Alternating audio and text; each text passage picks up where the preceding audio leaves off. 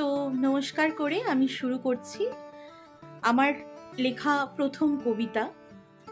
আমি এই কবিতাটি মানে অনেকগুলো কবিতা লিখেছি লকডাউনে, পুরো লকডাউন পিরিয়ড জুড়ে। তো চলুন আমার লেখা প্রথম কবিতাটি আপনাদের পড়ে শোনাই। মুখস্থ নেই তো পড়েই শোনাচ্ছি। বৃষ্টি। তুমি বৃষ্টি হতে পারতে, ভিজে নিতাম কয়েক ফোঁটা। তুমি যদি কাছে থাকতে, তোমার বুকে রাখতাম আমার মাথা। যদি হাঁটতাম এক লম্বা পথ, শুধু তুমি আর আমি, তবে কেন আজ এই বৃষ্টি ভেজা শহরে আমি বড় একা? চলো একসাথে ছুটে যাই ওই রামধনুর কাছে, যেখানে তোমার আর আমার এক ছোট্ট ঘর আছে, যেখানে কোনো দুঃখ নেই, কেবল খুশির ছড়াছড়ি। এখন কেবল তোমার আর আমার এক মিলনের দেরি। নমস্কার, শেষ করলাম। কবিতাটি ভালো লাগলে অবশ্যই কমেন্ট করে জানাবেন।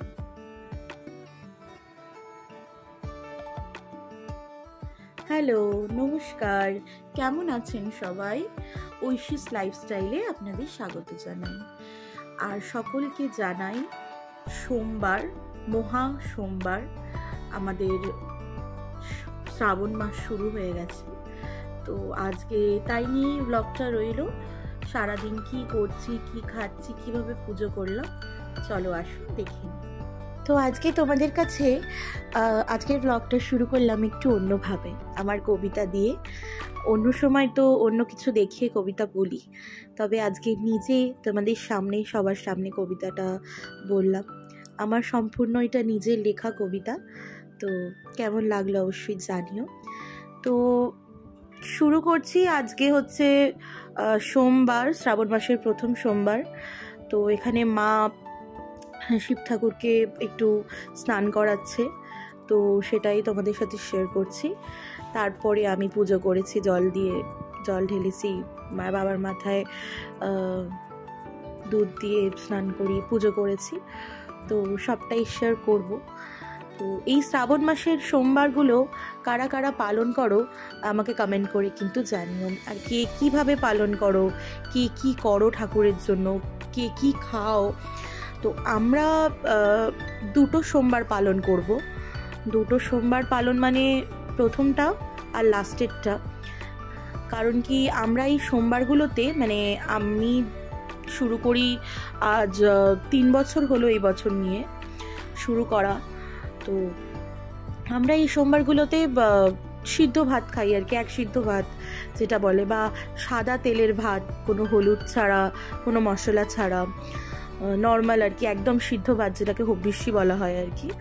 তো ওইটাই আমরা খাই, আমি আর মা করি, আর কেউ করে না।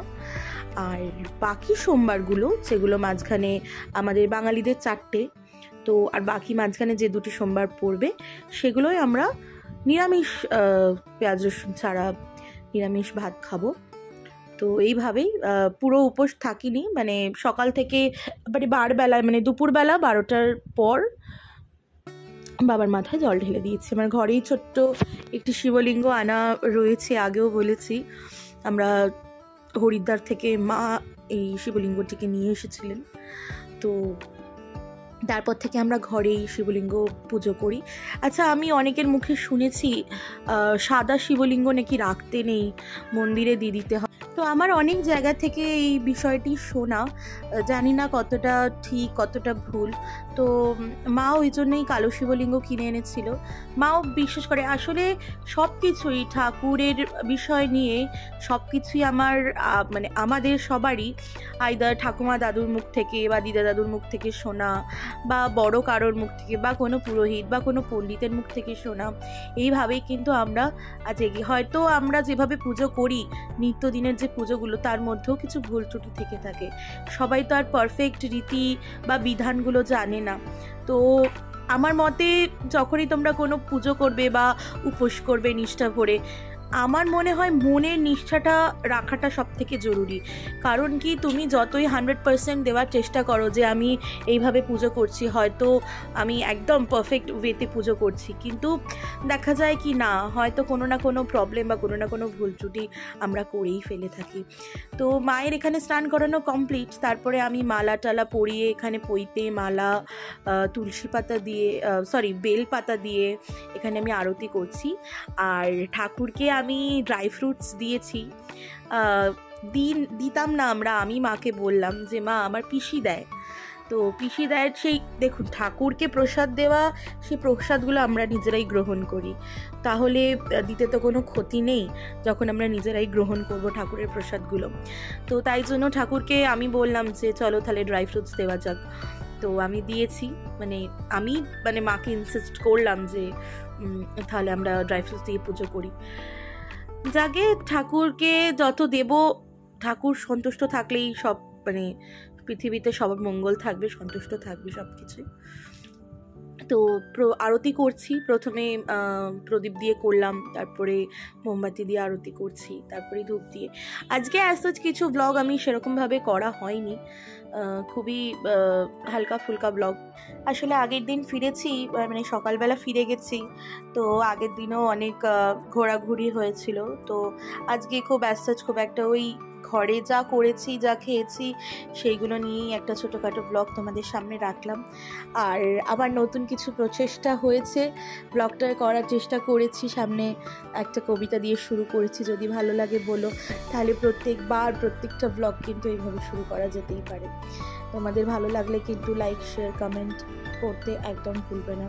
আর সাবস্ক্রাইব যত বেশি এগিয়ে নিয়ে যাবে আমাকে, তত আমি দিতে স্বাচ্ছন্দ্য বোধ করবো ব্লগ। তারপরে এই তো মা সকাল থেকে কিছু খাইনি, একটু জল খেয়েছিলাম, তো মা এখানে একটু প্রসাদ দিয়ে দিল, একটা ছানার রসগোল্লার পায়েস আই থিঙ্ক ছিল, তো সেটাই খেয়ে নিলাম। তারপরে এখানে জ্বালা দিয়ে দেখছি অঝোরে বৃষ্টি পড়ছে, আজকালকার বললাম যেরকম ওয়েদার সো আনপ্রেডিক্টেবল। তারপরে মা দুপুরেই যে বলেছিলাম একসেদ্ধ ভাত খাই, মা এখানে সব সবজি দিয়ে, এখানে গোবিন্দভোগ চাল দিয়ে, ডাল দিয়েছিল, একটু মুগের ডাল, আর একটা মাখন দিয়ে, অনেক রকম সবজি ছিল, পটল, তারপরে ঝিঙে, কুমড়ো, কাঁচকলা। আর সন্ধ্যেবেলা সেরকম কিছু খাইনি, তো তাই জন্য তাড়াতাড়ি করে রাতের ডিনারটা প্রিপারেশন করতে বসে গেছি। আজকে সেরকম কিছু আর ব্লগ করাও হয়নি, সারাদিন বাড়িতে ছিলাম, ঘুমাচ্ছিলাম।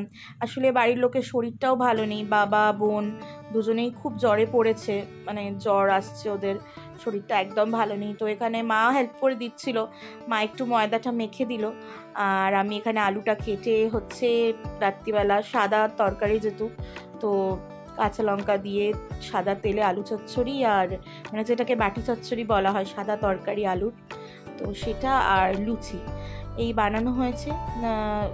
আমি লুচি, মা বেলে দিয়েছে, আমি দুজনে মিলে আর কি করেছি ডিনারটা। মা তরকারিটা বানিয়েছে, আমি আলু ফালু কেটে দিয়েছিলাম, রেডি করে দিয়েছিলাম। তারপরে আমি খানিকটা লুচি ভেজেছি, পুরোটাই আমি ভেজেছি, মা বেলে দিয়েছে। এখন আপাতত ভগবানের কৃপায় এখনও আমরা দুজনে সুস্থ। এবার এই ফিভারটা সবারই হচ্ছে। তো যাই হোক, আজকের ব্লগটা এখানেই। কিছু ভালো লাগলে like, comment, share and subscribe করতে ভুলবে না। Till then, bye, take care, দেখা হচ্ছে নেক্সট ব্লগে, বাই।